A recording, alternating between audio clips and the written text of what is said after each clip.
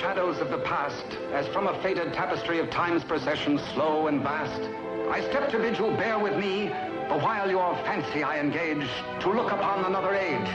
An age when on the human tide the plumed wave of chivalry rose to its summit, sweeping wide across a nation's mighty sea. France never shone a brighter power than in this high, romantic hour. So come with me to France of old, to fiery days when hearts beat high, when blood was young and hate was bold, and sword crossed sword to do or die. For love and honor gloried then, and friendship reached its peak with men. Friends were friends in those brave days. Athos, Porthos, Aramis, aye, graved our hearts with a mystic phrase, bound our lives with a mystic tie. Come, stir your soul with our ringing call of all for one, and one for all. Come on, come on, come on!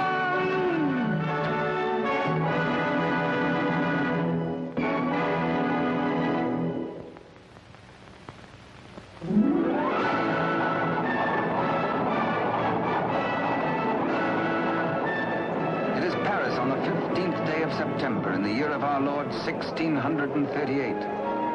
Public excitement runs high. The populace enjoy a general holiday. Impatiently they wait for the news of an heir to the throne of France.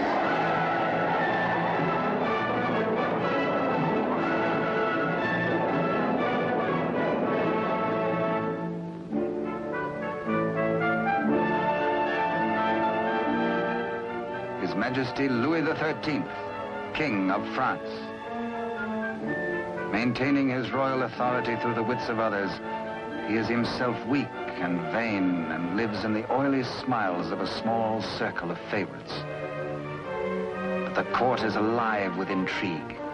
There are parties within parties, conspiracies beyond conspiracies, plots and counterplots.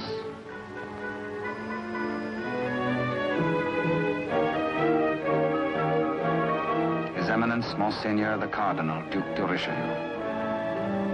He is the greatest statesman of the day and manipulates the strings which guide the king. His is the real power, subtle, cunning, and often ruthless. Still no one questions his devotion to the glorious kingdom of France.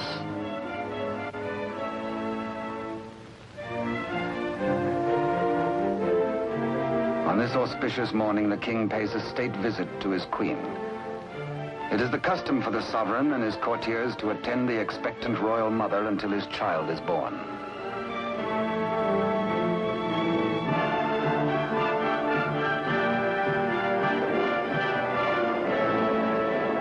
D'Artagnan, of the king's Musketeers. Relieved of his duties at court for the day, he hurries to the home of his sweetheart, Constance Bonacieux. Constance is seamstress to the queen and is expected at the palace, so she cannot tarry long.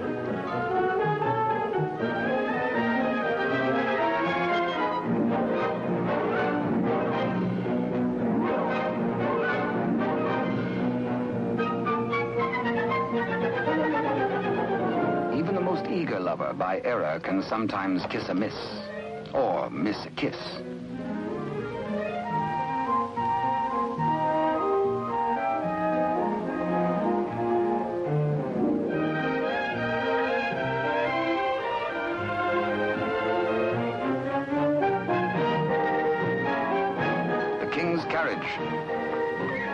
It arrives for Constance. She carries an infant's layette in a crocheted basket for the queen. One kiss, one caress.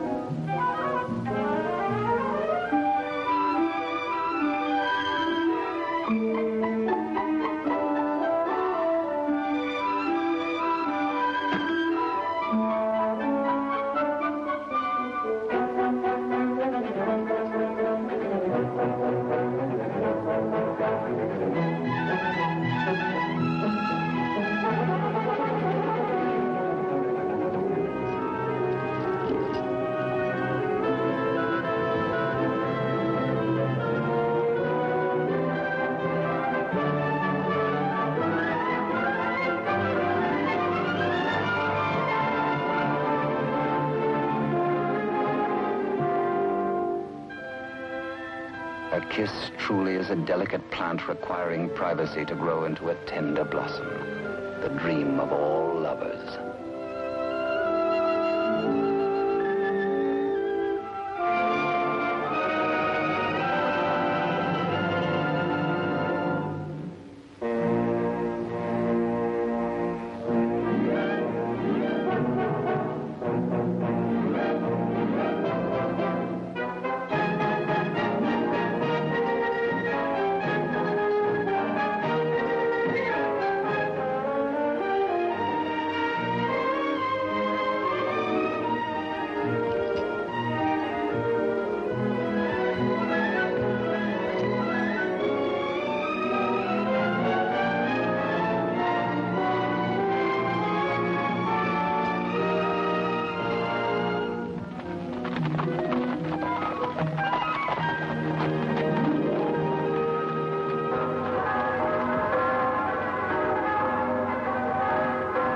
Bells of the Cathedral of Notre Dame remind D'Artagnan of his friend and fellow musketeer, Aramis. He might be in danger. Aramis had threatened to continue his flirtations with the pretty owner of a roving, provocative eye, who unfortunately is married to an officer in the Cardinal's Guards. The guardsman naturally resents these attentions from this musketeer, but is restrained. Has not the Cardinal forbidden these duels with the King's Musketeers? Hola! Famous battle cry of the Musketeers. Instant help comes from the most fearsome steel in the kingdom. Huge Porthos, brave, strong, a King's Musketeer. And Musketeer Athos, gentle Athos, yet a deadly swordsman is able to kill with his left hand as with the right.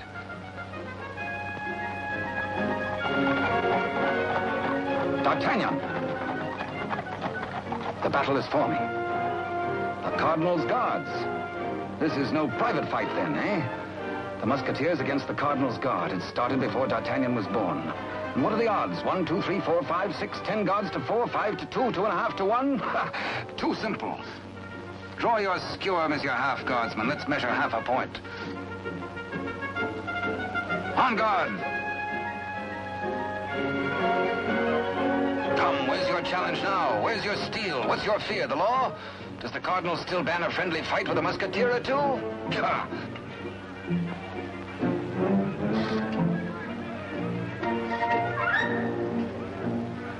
Porthos, as always, is thirsty. He has capacity. D'Artagnan, with his quicker eye, has a more bountiful drinking source.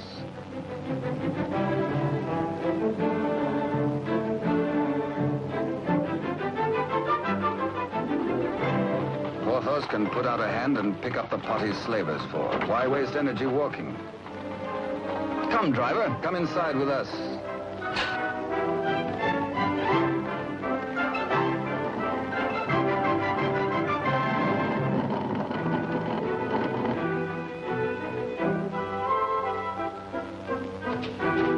The driver swears his wagon is damaged. His master will skin him. His horse is loose. He has a terrible wife. He has trouble. Everybody is mean to him. He has to be mean too. Ha ha! Now, take your temper out on me, good friend. Now, feel better? Now we can talk. I'll win you the price of your horse and more. Come, guardsman, I challenge you to game. This is not forbidden you.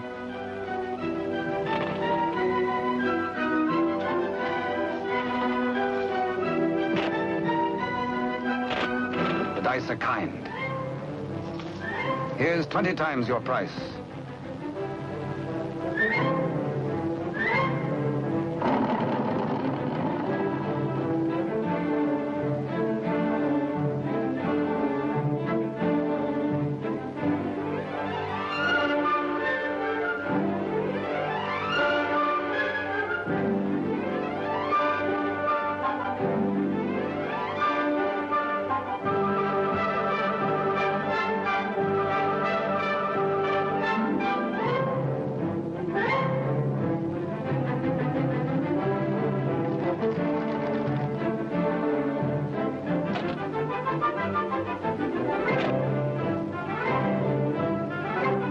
Luck riding high, D'Artagnan returns to the dice game. Laughing and playing a while longer, he wins hands down from a fat-headed guardsman while waiting for the late evening rendezvous with Constance. Porthos, too, has women on his mind.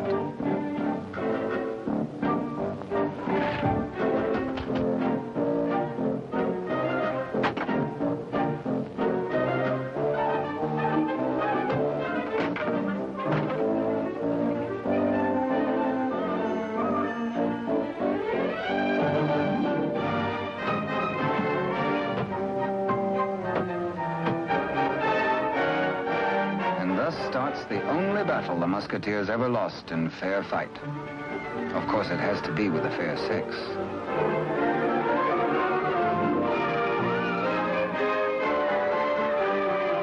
For the first time in his life, a panic-stricken Porthos screams a terrified, "Hola!"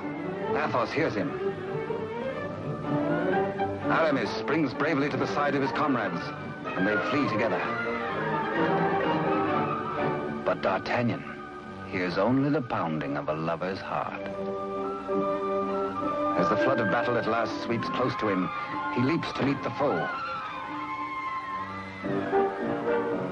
and draws his swords. He will fight. Yes? No. Yes. No, he won't.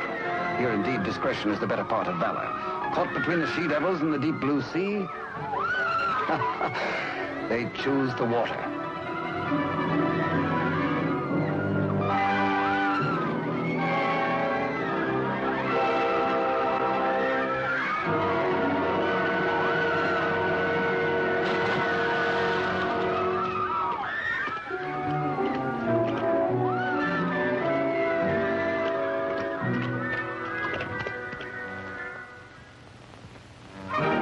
Next morning, the city is in ferment. The pressure beyond the gates is so great that the people are admitted to the courtyard.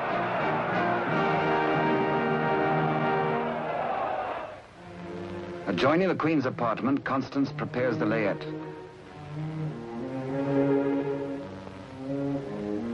She is informed by Father Joseph, the Cardinal's trusted henchman, of the imminence of the royal birth.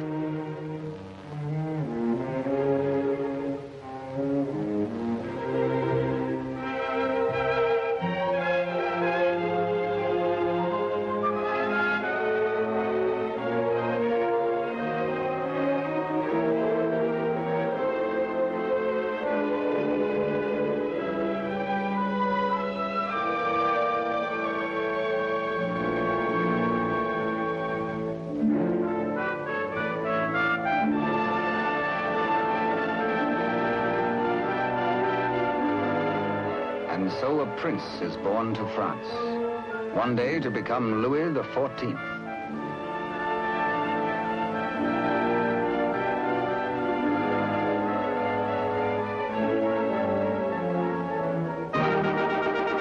By ancient custom, his royal father presents him to the people.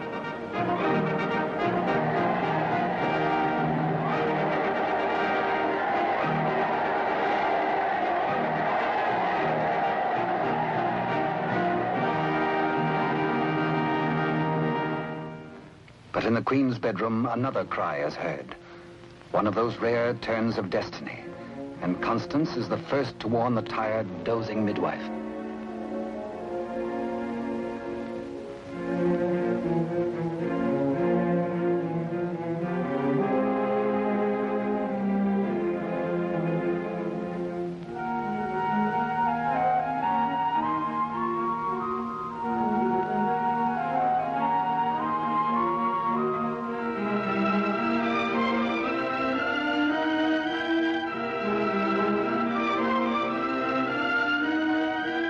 Father Joseph grasps the vast consequences of this extraordinary event.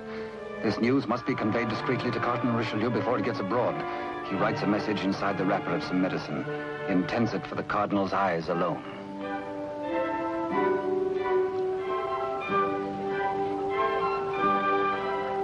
Your medicine, Your Eminence.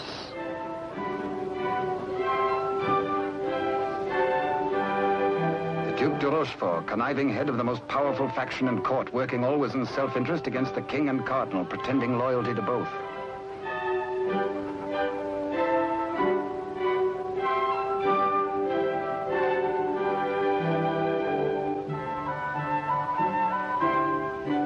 necessity for caution on the part of Father Joseph is indeed well-founded.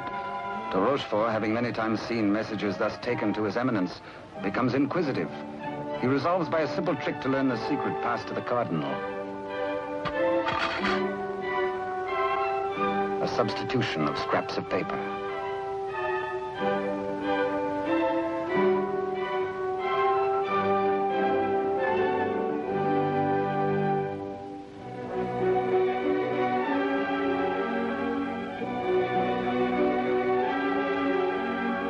The cardinal realizes that enemies of the regime can do irreparable damage. 2 heirs to the throne. 2 rival parties of courtiers, more quarrels, more bloodshed. Poor France, helpless, torn between 2 factions. The secret of the twins must indeed be forever guarded, if France is to have peace, and if he, the cardinal, is to retain his power.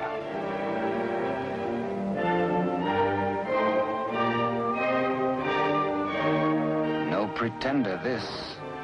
A true prince. De Rochefort sees an opportunity.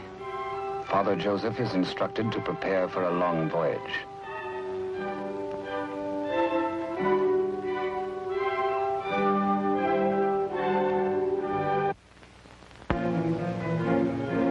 The cardinal has a plan. He sends a page to summon de Rochefort.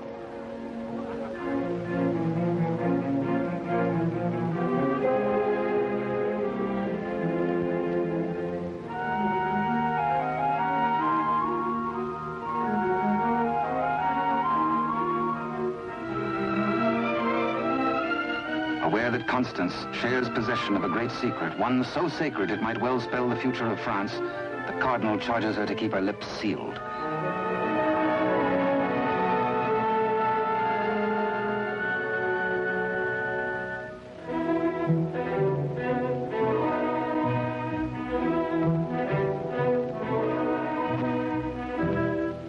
Richelieu entrusts the wily de Rochefort with Constance's safety.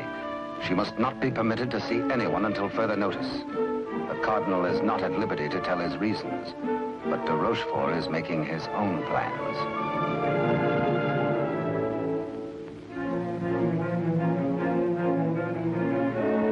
In accordance with the cardinal's command, Father Joseph, accompanied by the midwife, secretly takes the twin away to the Spanish border. The child shall be raised as a commoner with no knowledge of his royal birth.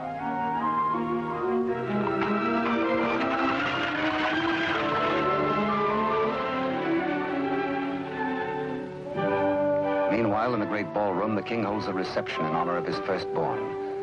Had he known the cradle should have held 2 sons, he might have been less self-satisfied with the cardinal's congratulations.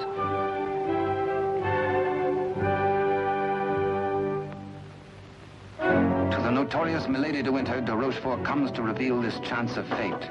The future of France may be in their hands. He tells her he will turn Constance over to her. She is to escort Constance to the convent of Saint-Guemel. There, force her to tell the whole of the cardinal's secret and plans. He will play one against the other, cardinal against king, for his own ambition.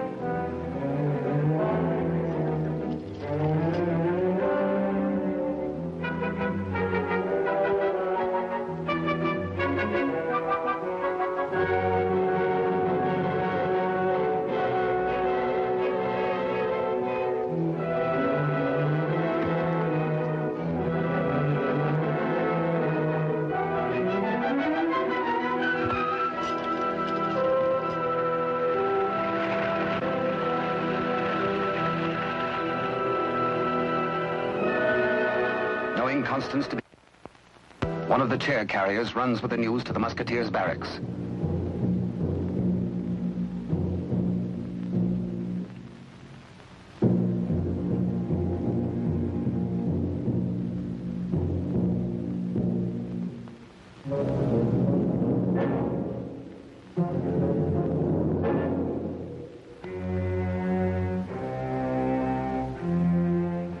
D'Artagnan, wake up! Constance taken by force, by de Rochefort.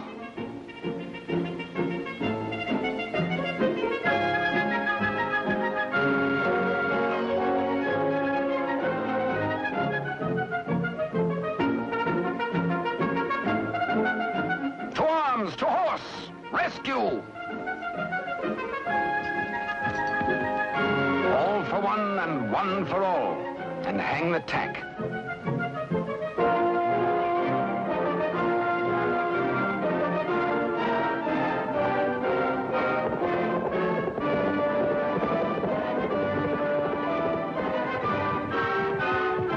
The wily cheat is in no mood to cross steel with this angry Gascon bent on justice.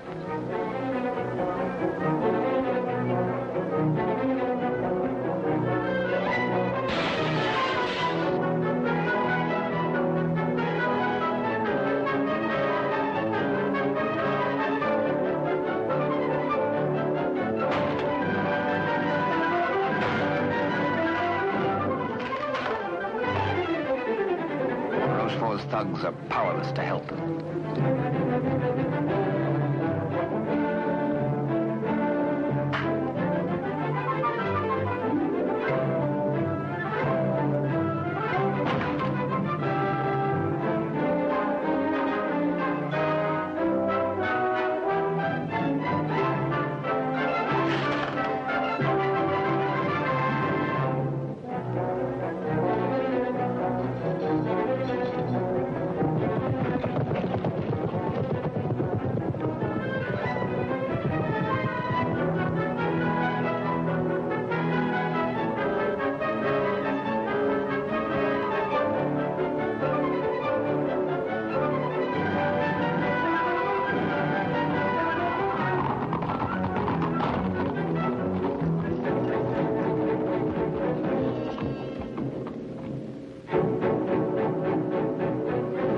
Rochefort is stubborn. He will not talk. He has to be persuaded.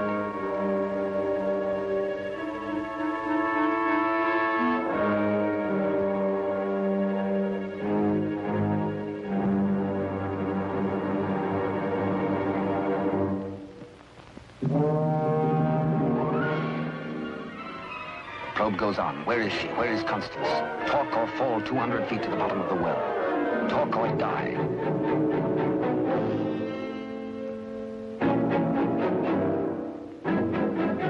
The Cardinal's guard look on, afraid to act. A strand at a time, steel cuts through hemp. 3 strands of it, and now but 2.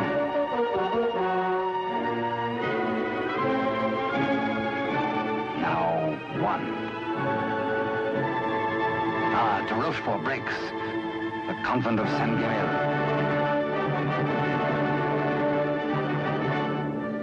To the rescue!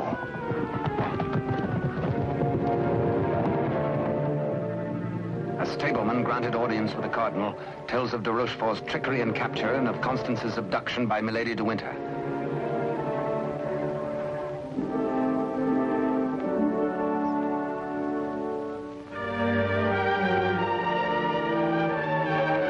Richelieu and his escort reached the well to confront the Duke.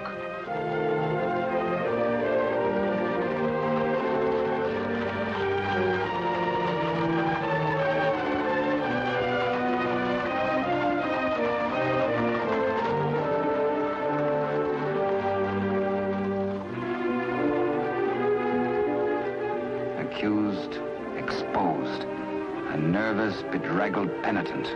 He confesses that he has indeed played traitor. His Eminence breaks de Rochefort, stripping him of his authority and titles, banished from both court and country forever.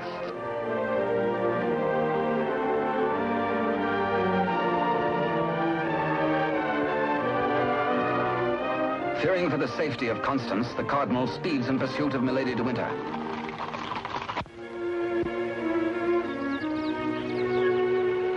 Before dawn the next morning, the convent of Saint-Guerre.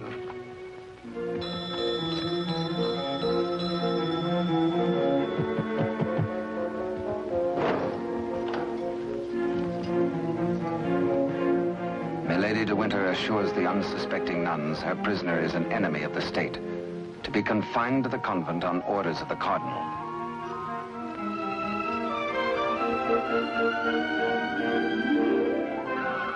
The banished de Rochefort, smarting under his humiliations, lingers in Paris. All is not lost. He uses the last of his wealth in a desperate gamble and buys the services of ruffians.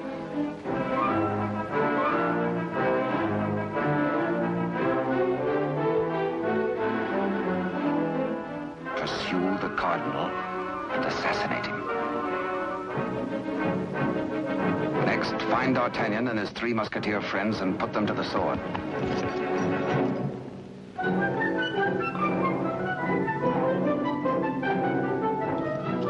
Rochefort still dreams of himself in terms of the most powerful man in France. The path to power is open if Milady de Winter secures the secret from Constance.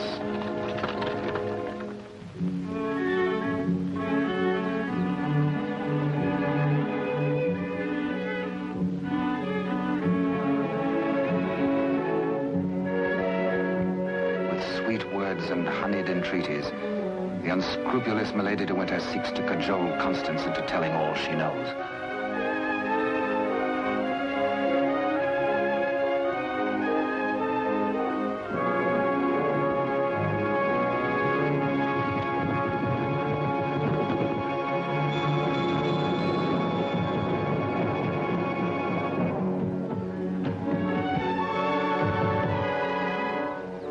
No, Constance Bonacieux is not here. But he hears her voice.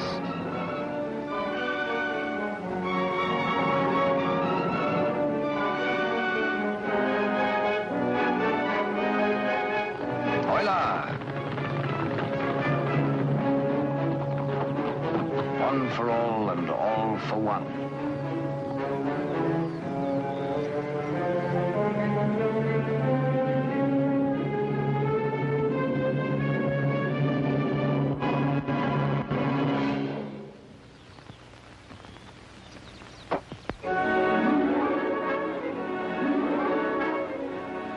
Mark of the public criminal, burnt by a branding iron into her flesh, a sign to all.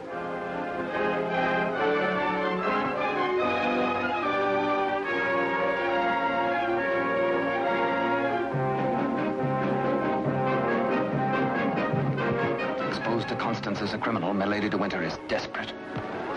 If caught thus in a second act of crime, by the laws of France, Milady must face public execution.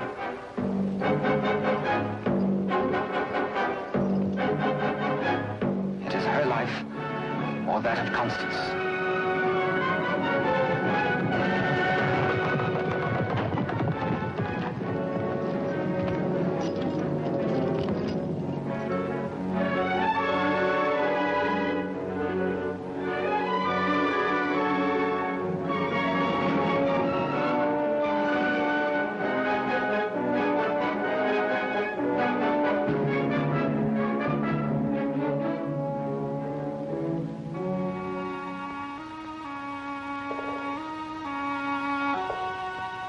D'Artagnan hears Constance whisper that she loves him above all men.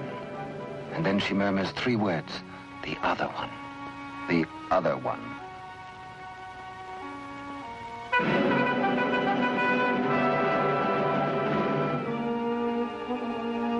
D'Artagnan strains to hear the faint pulse of her words, but Constance dies. The Musketeers take Milady de Winter to her punishment.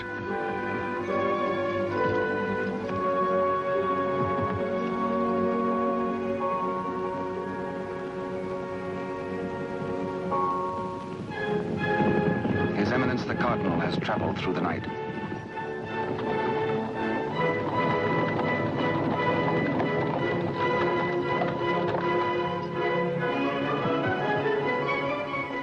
He hears the dreadful news from the Mother Superior. Constance is dead.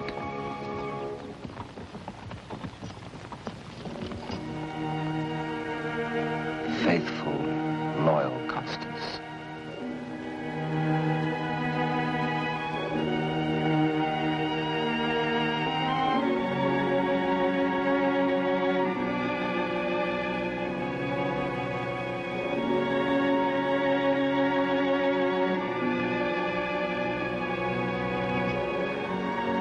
Arrest the murderess, Milady de Winter, and all in concert with her.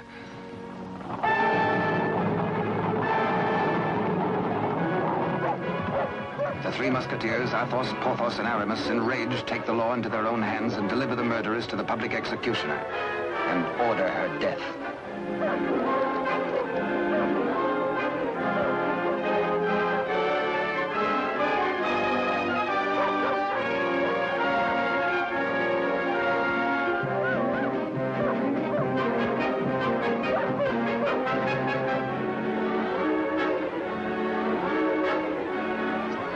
Then de Rochefort's cutthroats close in on the Cardinal's troop.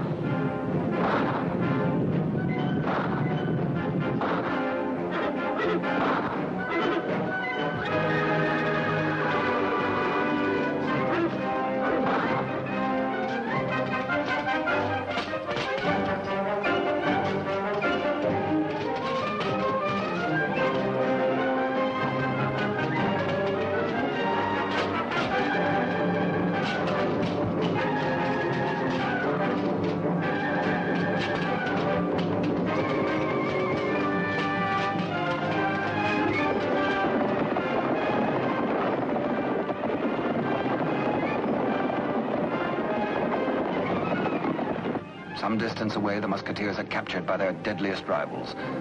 The Cardinal's Guard formally arrest the Musketeers for continuing to take the law into their own hands. Disarmed, the Musketeers are set against the wall for execution.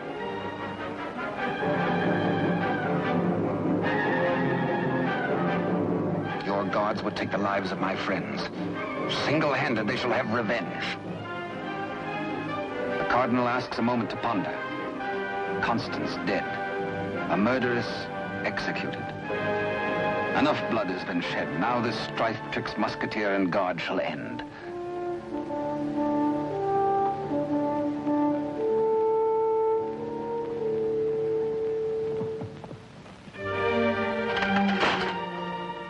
D'Artagnan's plea saves his friends, but there's to be a harsh penalty.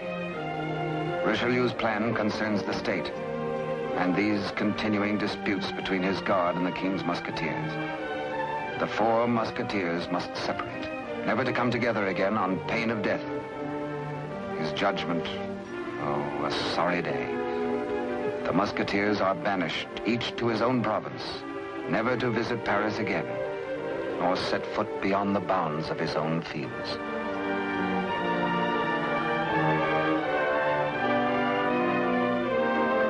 As for you, D'Artagnan, a splendid soldier, reliable, devoted too. You henceforth shall be bodyguard of the future king, beloved of France, the nation's one. At one fell swoop, all strife is done. The Musketeers prepare for their banishment. Godspeed, farewell.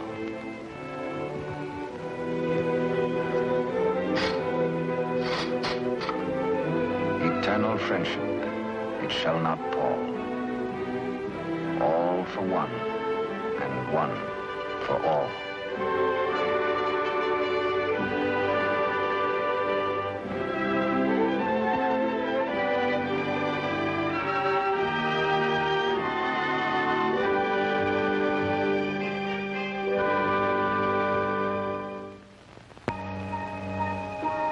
"5 years have passed.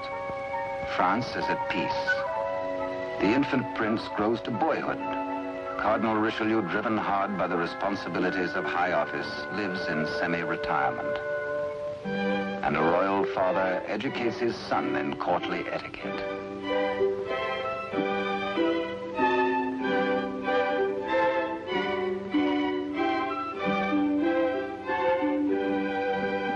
In failing health, His Eminence lives in hourly expectation of death, troubled by word that the second twin bears an identical likeness to the heir.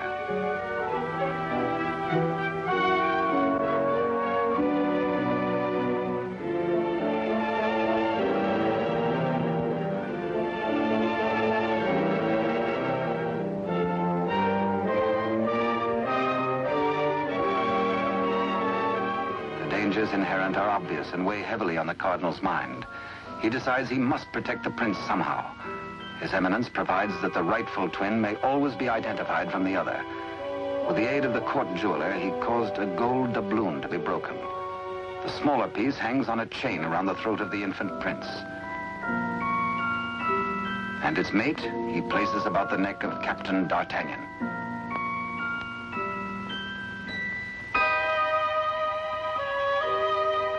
And so, by joining the pieces, the true heir to the throne of France and the prince's first guardian are known to one another for all time.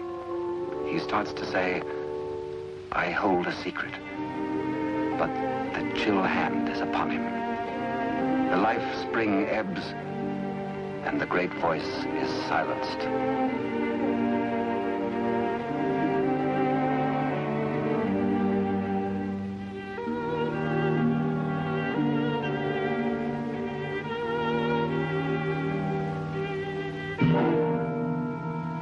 A great statesman passes into history.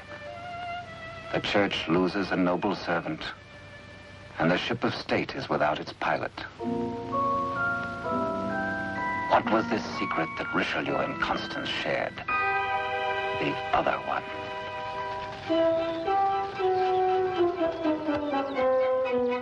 Across the Spanish border, the prince's twin brother is reared by servants of the late cardinal. The banished de Rochefort, living nearby, holds the twin under his very eye. He bides his time. He has only to wait patiently for the proper day.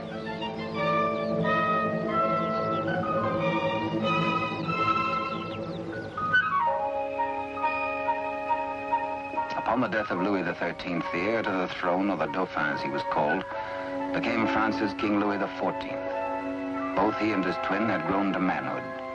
The brothers are alike as two peas in a pod.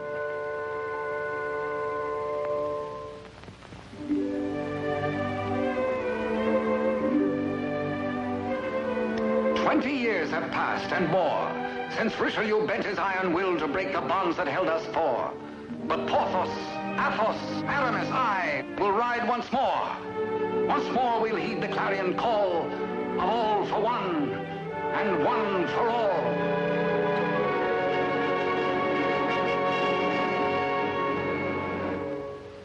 During the years, de Rochefort's connivings have brought the exiled twin under his control. Secretly, they have returned to Paris. De Rochefort has lavished upon the usurper the trappings of royalty, teaching him to copy even the handwriting of his brother, the king. Yet the quality of the spirit so generous in the king is replaced in the brother by hatred and viciousness.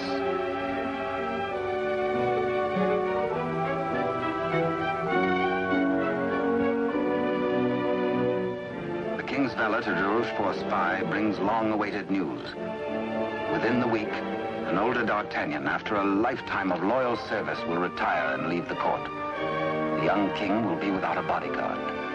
Every detail of their plan has gone over. The map, the sentries to overpower, the secret approach to the royal apartment, the signals.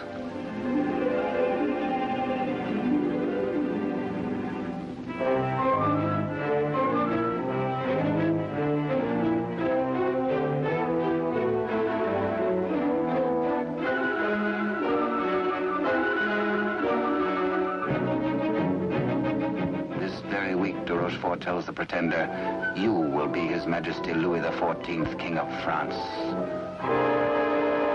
Louis XIV, King of France, spends D'Artagnan's last day in fun and gaiety. The king has applied himself to an education in horsemanship, sportsmanship, and swordsmanship.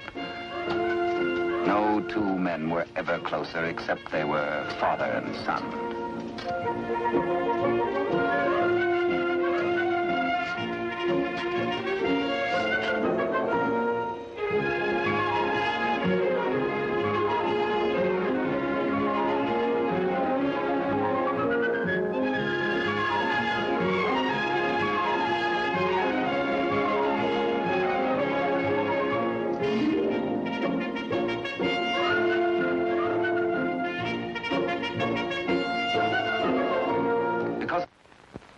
Early, D'Artagnan enters the royal bedchamber to bid the king goodbye.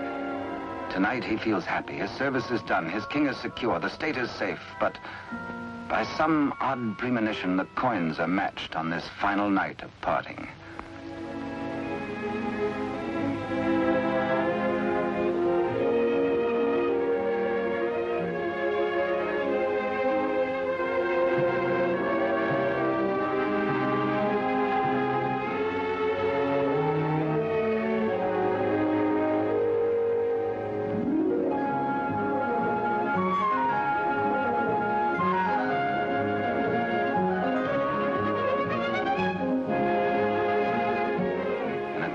happy memories of a delightful evening with the king, Captain D'Artagnan arrives outside his lodging and is amazed to find himself beset by ruffians. Angrily, the Gascon plans his battle. First, he deals with the dagger-man decoy, sticks him with his own blade, throws the man's cape to the edge of an open sewer, places his own cape over the decoy's body and fires his own pistol. Aye, up, on to the balcony.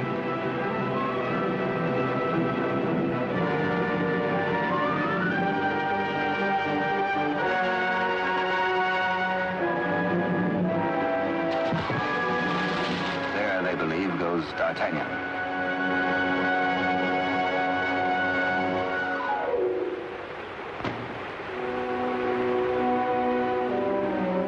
Thoughtful D'Artagnan returns to his lodging. For a peaceful man to be waylaid on a city street is something new. He had spent the evening with his king. He reflects. Has the palace discipline been slackening too? Sentries were not where they should have been. His soldierly heart is disturbed for the safety of his king.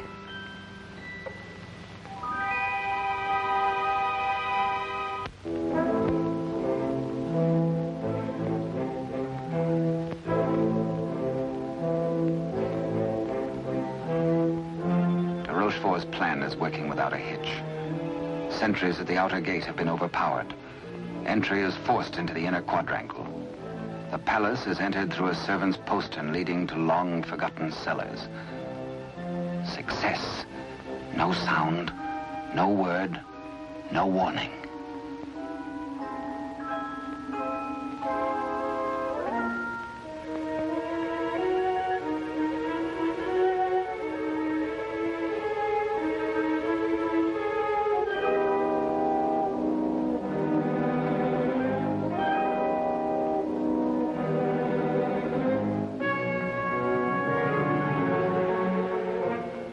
The pretender waits impatiently below for the deed which will make him king.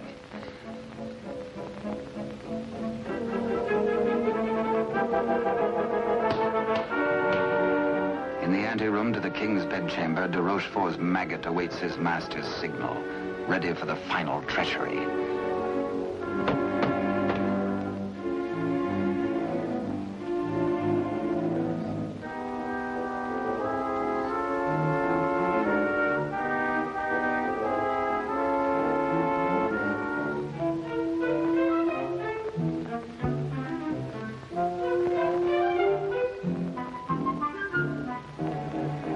And a little after 11 o'clock on this fateful night, in one tragic moment, France loses her rightful king.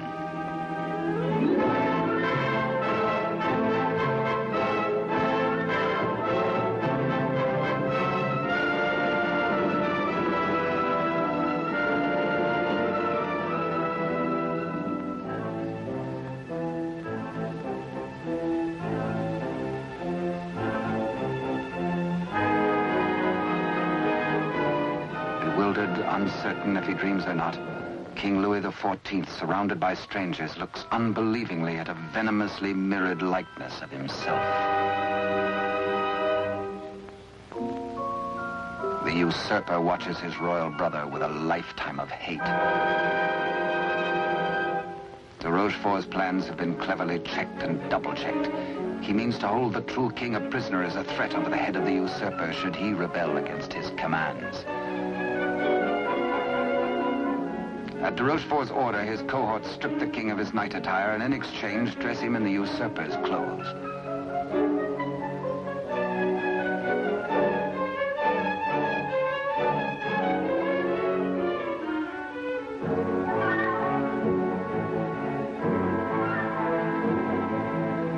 Into the palace cellars, a messenger reports breathlessly. D'Artagnan is dead. His body thrown in the river. Complete triumph at last.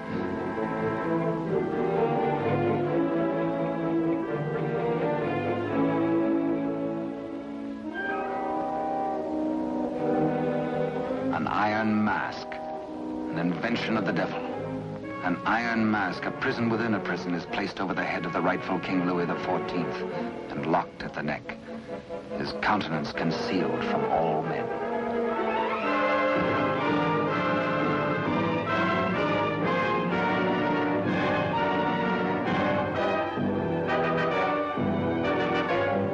true king is led away.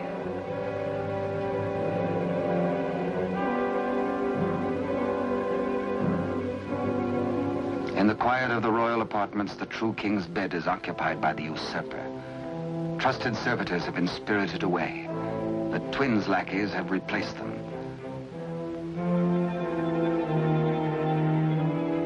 De Rochefort's plan is complete. Poor France. Ruled by a youth driven near to lunacy by a solitary childhood, by de Rochefort's lies, by his own poisoned dreams. Truly a madman.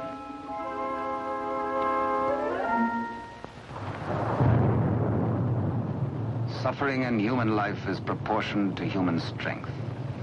When the young king, stupefied and crushed, found himself led a prisoner to a cell in the Chateau Sainte Marguerite in the south of France, he fancied at first that death is like sleep and has its dreams. He believed himself to be a spectator, a palpable phantom of his own suffering. A torture the more terrible since it might be eternal. Eternal death. How can I have died? I am a king, yet not a king, enthroned upon a funereal couch. No, no, dear God, do not punish me who have done nothing. Why am I thus punished? Like a cloak, the chill of the dungeon falls upon his shoulders. So dwells the real Louis XIV in a living hell to remain thus the rest of his days.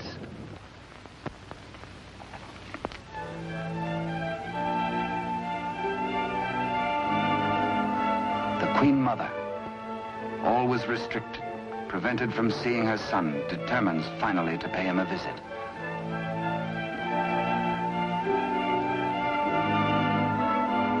In place of the affectionate and courtly Louis XIV, to her horror, she finds herself repulsed. Doubts, again doubts. What strange malady besets my son? She thinks again of the other one.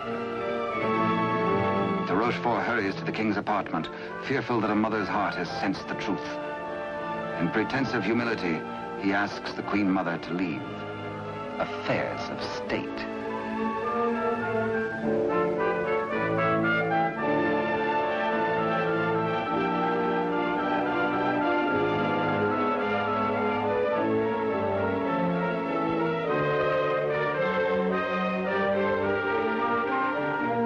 De Rochefort is determined.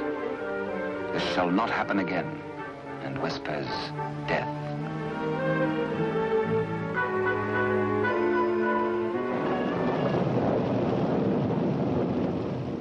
Day by day, night upon night, the prisoner prays for some way to get word to D'Artagnan. A heaven-sent fisherman hoves to.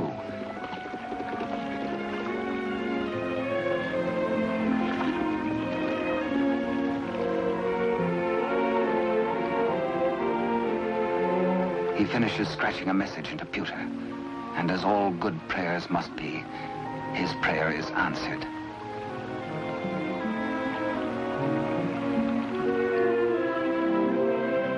Millet and mackerel are running, and then a catch, apparently from heaven.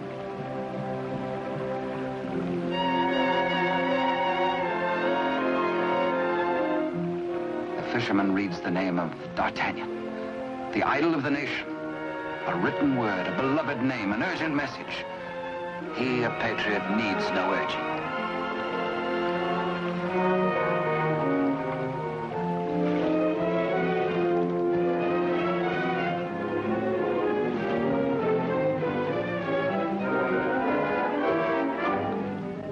Paris goes about its daily affairs, unaware that its rightful king languishes in prison and the Queen Mother herself faces death as the humble fisherman hastens to D'Artagnan's home.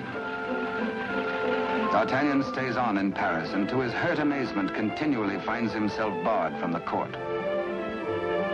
Day by day, week by week, audience with the king has been refused him. The fisherman blurts his weird news. A story hard to believe. A lonely castle which D'Artagnan knows like the palm of his hand. A prisoner in an iron mask behind its bars. But the signature, An etching of a coin that fits his own exactly.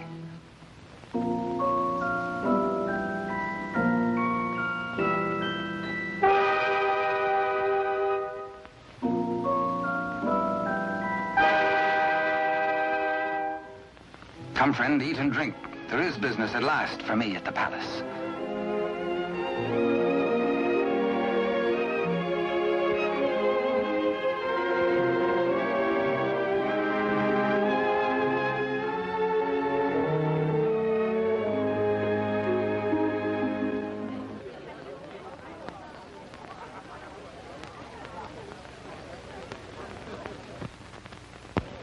Threading his way through the perfumed route of the court's chattering idlers, D'Artagnan finds himself a stranger in a strange atmosphere.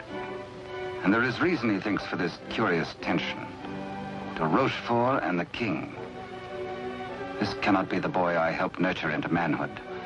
This is not the face of my king. Those are not his hands that risked neither parried steel nor engaged a point. What's been happening at court? De Rochefort's back in favor, a disgraced exile once more sporting about the throne room in the king's presence. D'Artagnan is amazed and shocked. But a further shock is in store. A chain and coin is passed to de Rochefort. If he can believe his eyes, in all the years he served the king, they never left his royal person. He overhears a snatch of conversation. The other one. And suddenly he hears the dying voice of Constance. The other one. The other one.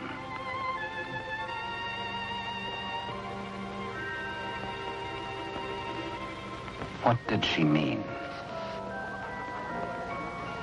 A message signed by the royal coin. A king, not a king. And a court alive with known traitors.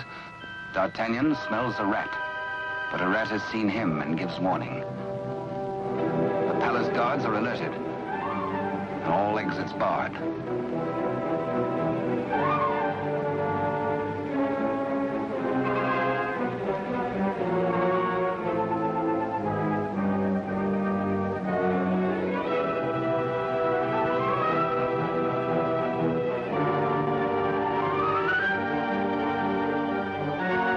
Little do they reckon with a resourceful old musketeer.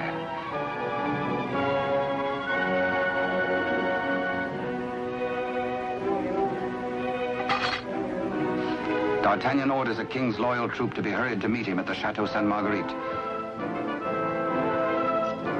Couriers are to be dispatched to his old friends, the three musketeers, Athos, Porthos, and Aramis. To arms, musketeers! Your king has need of you. One for all, and all for one. The jig is up. D'Artagnan lives and knows. This pewter plate. Perhaps even now he has reached the prison gate.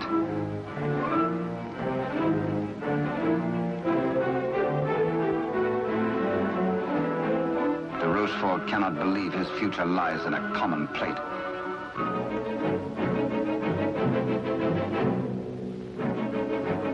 Quickly, he resolves to end all doubts. He decides to ride at the head of his troops to prevent any attempt to free the king.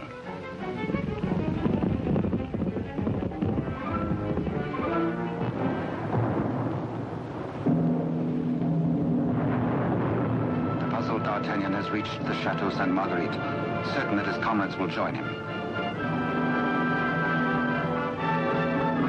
Under cover of the raging storm, he rose to the grotto beneath the castle. Many a time as a young officer, he had patrolled this grotto passage. It led, he knew, to the arsenal. Beyond that, the armory. Then the main hall and staircase to the tower itself. Up there is the man in the iron mask, the writer of the message.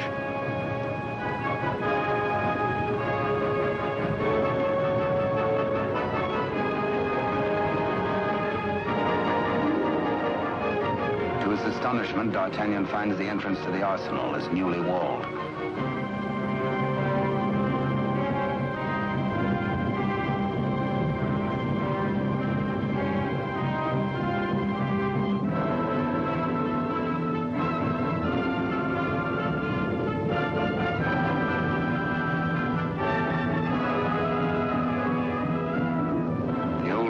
is prepared to hazard it alone if necessary.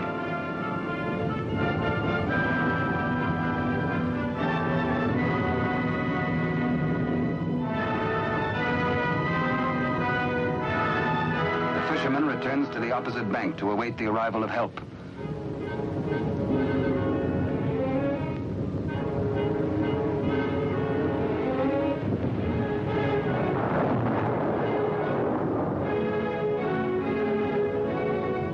Athos, a few years older, a little more grizzled, the same brave companion as of old, ready and willing for any gambit.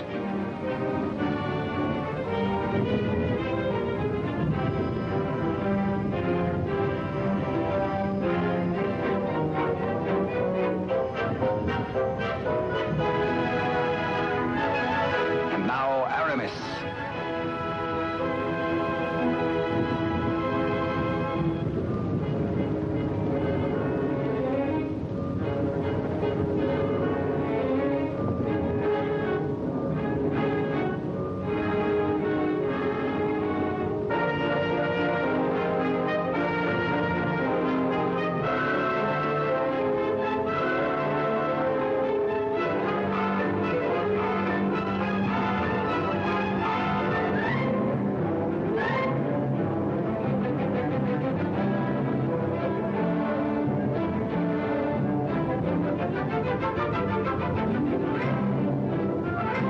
Now two of the valiant comrades have arrived.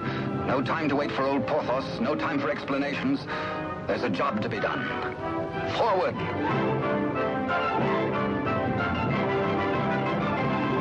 Through the racks of gunpowder barrels to the main hall, and the tower staircase itself.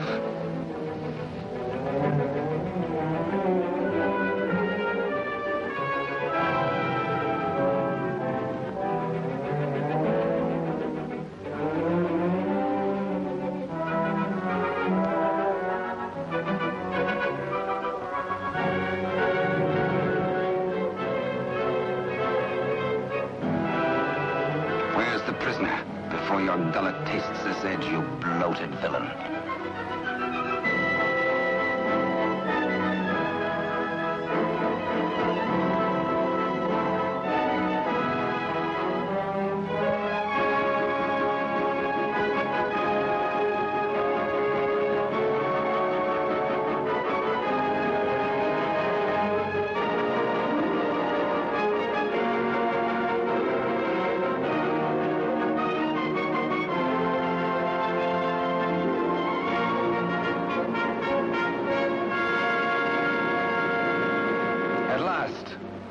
D'Artagnan knows the voice.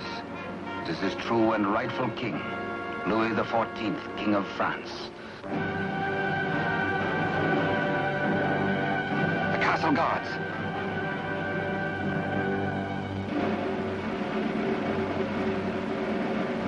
The challenge is met. Hola! The Musketeers fight together again.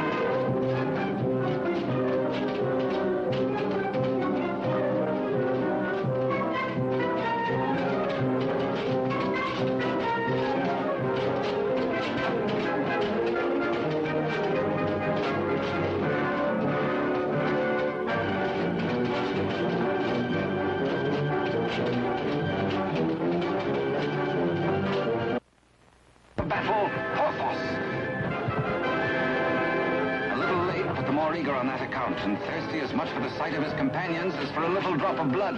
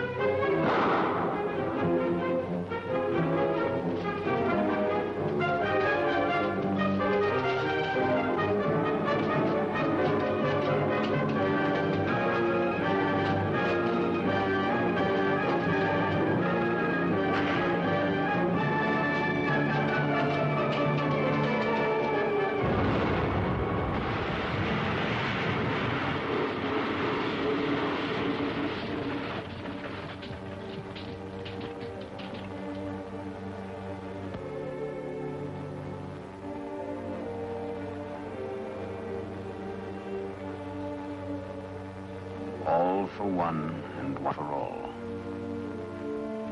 These certain cherished friends that I shall wait for you. What good times we had together, eh?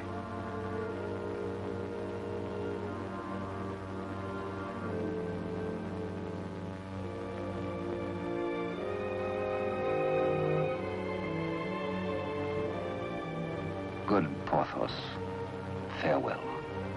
You died as you lived, for love of country, in the service of your king. The fisherman gives warning of the approach of enemies.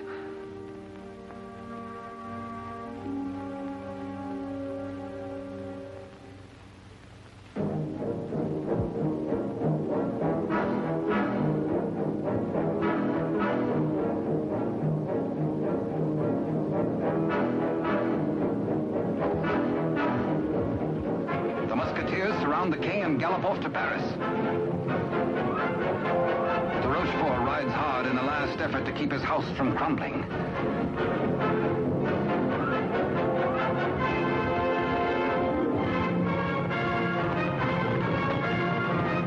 The odds are 10 to 1.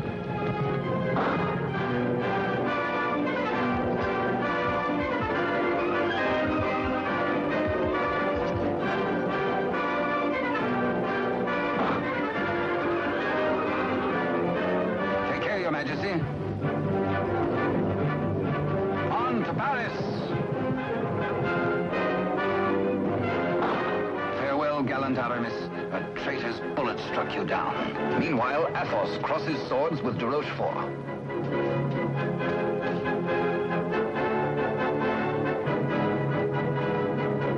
But at the highest price of all, Athos joins his comrades.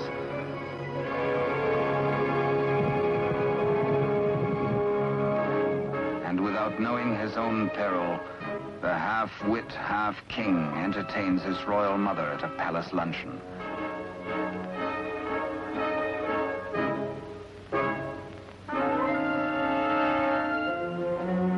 Cunningly, he says, a private matter.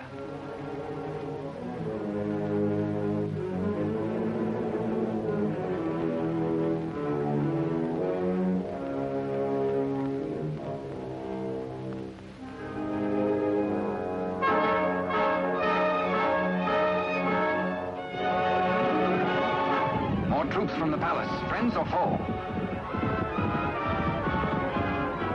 Friends. D'Artagnan breathes relief. The king is safe. God save the king!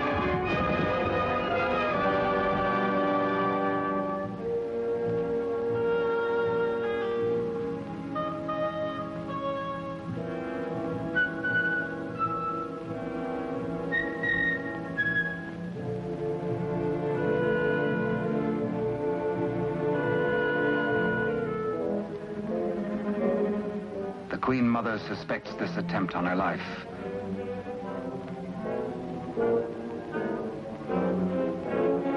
The witch's brew, a subtle poison already responsible for many an agonizing death. Raise your glass, madam. Drink to your king, to your country and its illustrious people. Come, I give you France. Dare she refuse? It is the edict of her son, the king.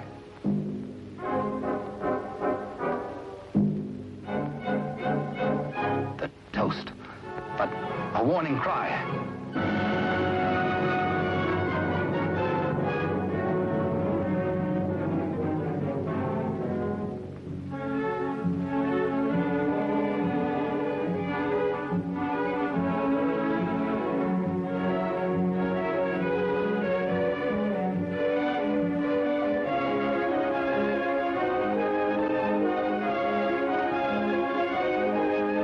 The usurper finally gets his rightful crown. De Rochefort's own damnable invention, the Iron Mask. His to the end of his days.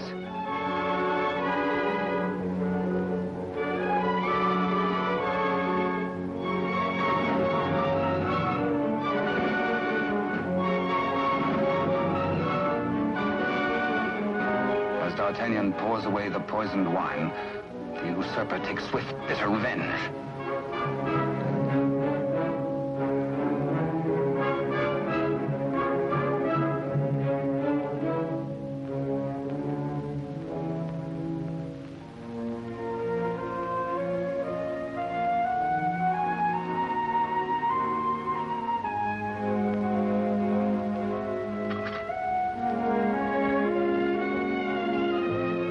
D'Artagnan knows himself mortally wounded, but allows no sign to mar the happiness of his king.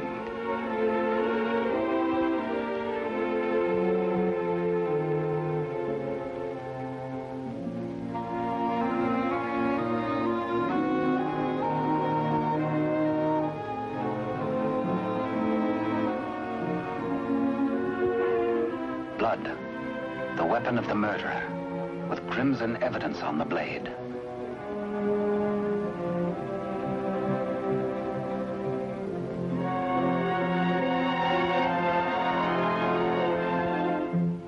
Grateful Louis looks for Captain D'Artagnan to honor him with the baton of a Marshal of France.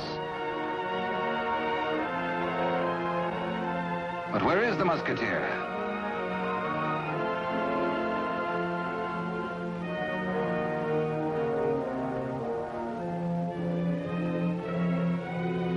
The court resounds with the king's commands and his cry to find his friend and mentor. What a man may think when he knows of the approach of death is secret between himself and his maker. Perhaps the gallant Musketeer thinks most of his lost love, Constance, and of all the tender, lonely years kept warm by her memory. He dies in hope of faith that she might welcome him, that once again they might be one. How can they die, these bright ones? How may such energy, once released, be prisoned by earth or stone or grave? We die as we lived, say they, with life. And with life, how can there be death? Only remember us. Only open a little book and we shall always be with you. To ride a fine horse or to cross a sharp blade or carouse with a barrel or dally with a maid. Come one, come all.